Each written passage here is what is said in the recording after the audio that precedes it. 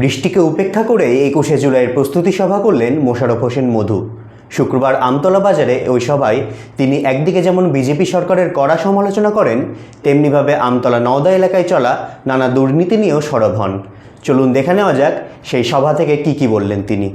BJP দাঙ্গা করতে চাইছে, বিজেপি দাঙ্গার মাধ্যমে এই পশ্চিম বাংলায় ক্ষমতা আসতে চাইছে।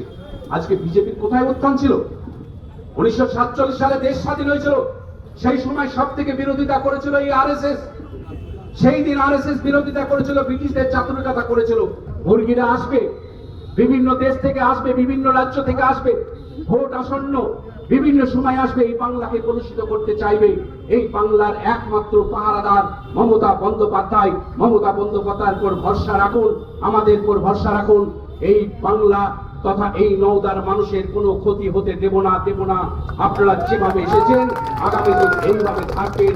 আপনাদের রক্ষক পাহারাদার হিসাবে, আমার জীবনের শেষ রক্তবিন্দু হিসাবে নওদার মানুষকে আমি রক্ষা করে যাব।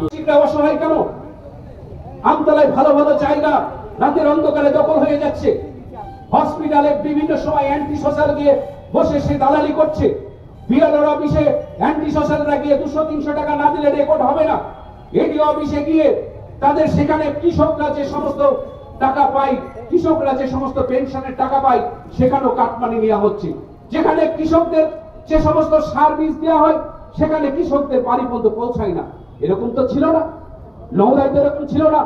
নওদায় 3টি ফেজে 54 কোটি টাকা আমি দিয়েছি এই কৃষি পেনশন এবং কৃষিতে মানুষের ফসল নষ্ট হওয়াতে নওদার মানুষকে আপনারা জানতে পারবেন।